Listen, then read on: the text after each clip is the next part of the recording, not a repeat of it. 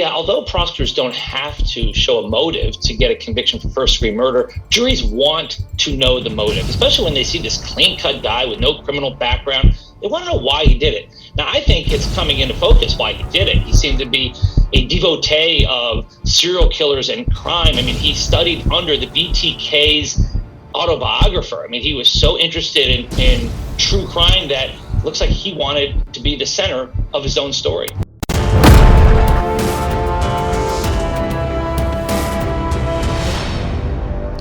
This is Reporter Room with Jessica Della Davies. Hello, Reporter Room investigators. Today we're going to be talking about the Bryan Kohberger case. Specifically, we're going to be talking about Ann Taylor's motion to suppress that latent footprint, allegedly a Vans shoe print that was found outside Dylan's door. We're also going to be talking about the Google warrant. Ann Taylor, Bryan Kohberger's defense attorney, also wanted to suppress. Now, remember, if it's good for Bryan, the defense team would want it to come in. If it's bad for him, then the defense team is going to want to suppress it.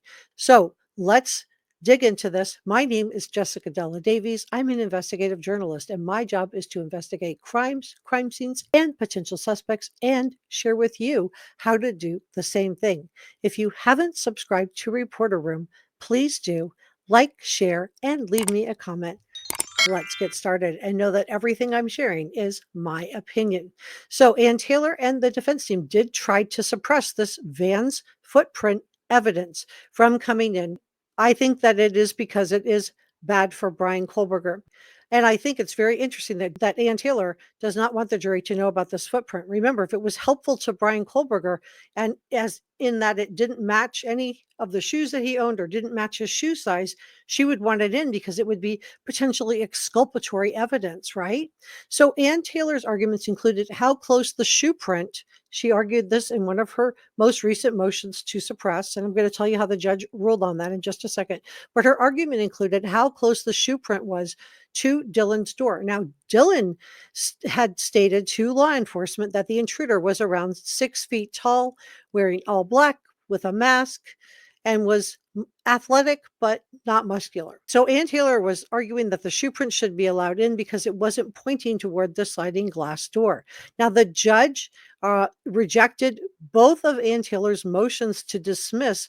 The judge stated that, quote, the description of the shoe print was consistent with Dylan's statement. So it seems like Dylan may have some corroborating evidence to help the prosecution with her eyewitness testimony. We know Ann Taylor is going to have a field day with Dylan as far as, the drinking goes. So that will help the defense team. But on the other hand, if this Vans shoe print, let me tell you what I think about this Vans shoe print.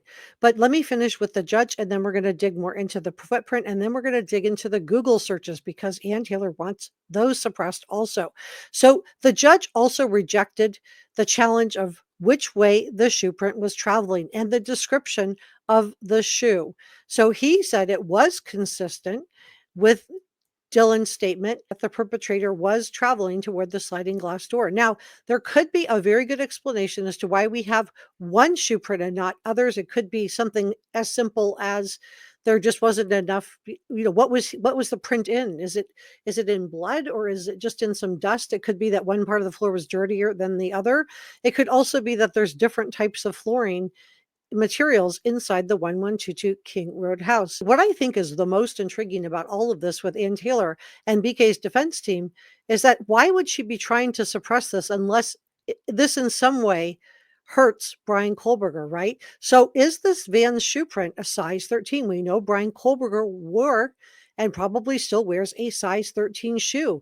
So is this Vans shoe print, if this was a size 10 or a size 8, maybe that would help Bryan Kohberger to have this evidence come in. So my educated speculation is that this shoe print is going to either A, match a pair of shoes that Bryan Kohberger owns. And remember, the Vans shoe print has a very distinct diamond pattern on it.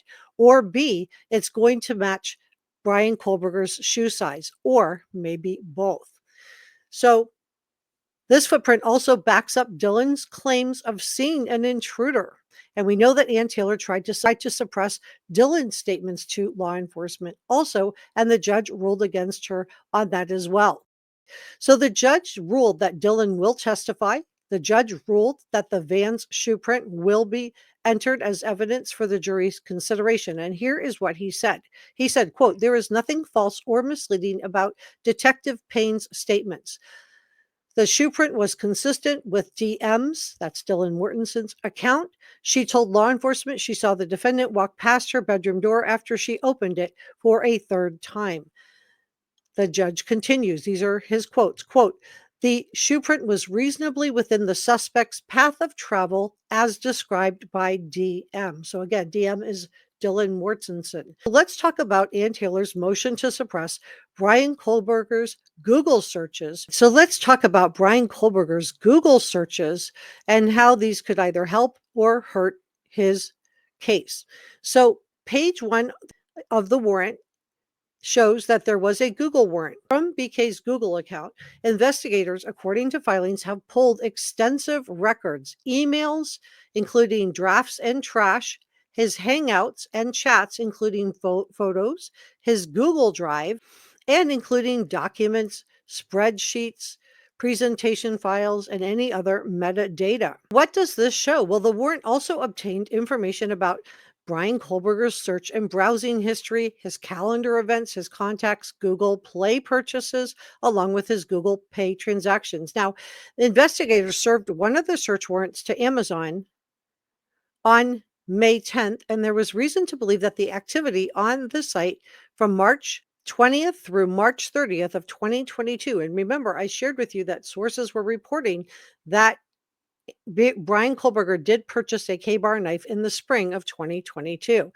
And the other search is from November 1st through December 6th of 2022. Now, do these hold clues as to what happened on November 13th of 2022? Well, the warrant specifies, quote, "all detailed customer click activity pertaining to knives and accessories," right? This is important because the victims, we know that a knife was used in these crimes, and I'm watching my words here. Investigators have also told us in the court filings that they have that DNA on the knife sheath. Now, we don't know if there was any other DNA found. We know Ann Taylor said that there was no DNA found in the car, but that was months and months ago. So my source on this is Newsweek, and it says that this is an article from 2023. It says Bryan Kohberger's internet history could provide key evidence in this case, or could provide case evidence in this case. So let's talk about what this Google search. So first of all, we just talked about the investigators want his Amazon history to come in.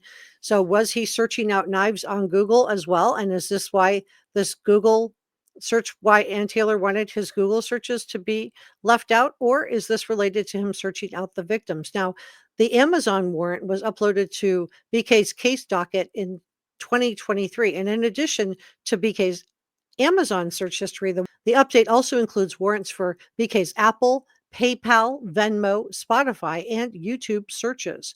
So the investigating police in the Latah County asked the court to order Amazon to provide, quote, "detailed customer click activity pertaining to knives and accessories between March 20th and March 30th of 2022 and November 1st through December 6th of the same year."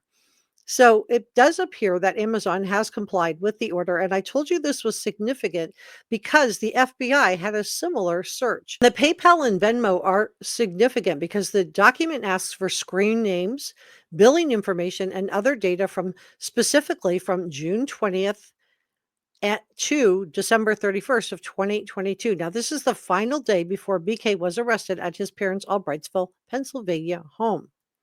I'm curious what you guys think about all of this. Do you think that Ann Taylor's motion to suppress the van's shoe print means that it does match either Bryan Kohberger's shoe size or that it matches a shoe that he owns? Let me know what you think about all of this in the comment section below. And thank you so much for joining me today. If you haven't subscribed, please do. And thank you for coming by to spend a little bit of time with me.